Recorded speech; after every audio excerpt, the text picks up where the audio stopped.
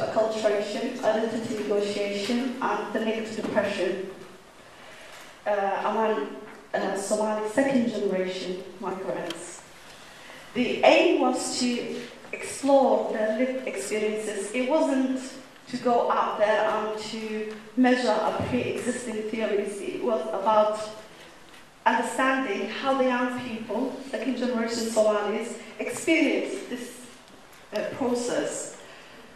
I used a qualitative study, and I semi-structured interviews, which it's useful, it helps people to get to know the person who's in front of you in more details. I used something called IPA, which is interpretive phenomenological interpreter from analysis. What it does, it gives you even a tool to just get into that and the experience, and also consider your own influence on the research process. And it's called IPA. The questions I wanted to ask is, what identity is negotiated in this period? Is it the Islamic identity? Is it the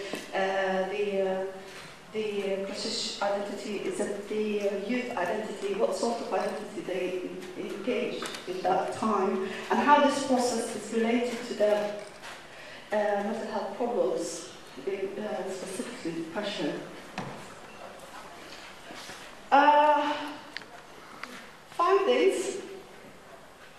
I found out key themes, four themes,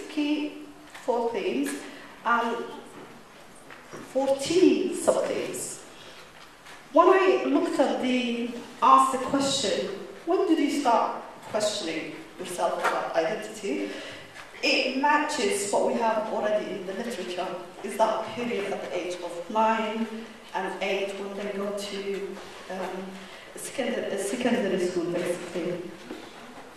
I also looked at what's agents that help them to acculturate. By the way, I'm just jumping from identity to acculturation because acculturation is something that second generation migrants do as well as identity negotiation. So it's an important component of identity.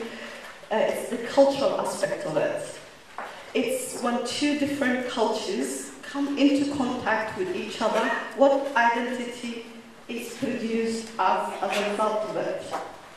Does that make sense? I've realized that the wider society, two main important agents, components that help the children at that age to negotiate the styles they developed as a result of this process of identity negotiation. That was the wider society and the family.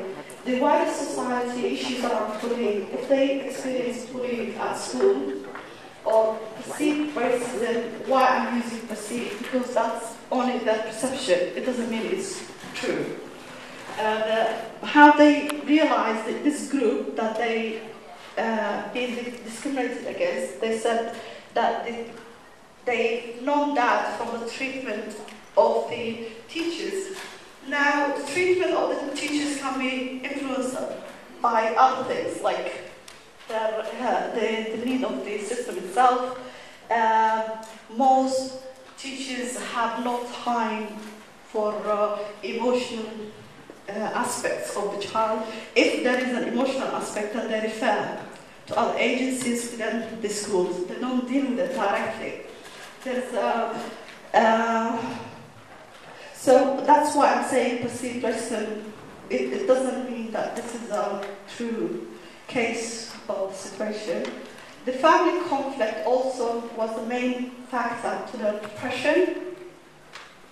Their parents were uncompromising and very protective. However, their perception about racism and the hostility in the community matched that of their children. So what identity they negotiated at the end of this result?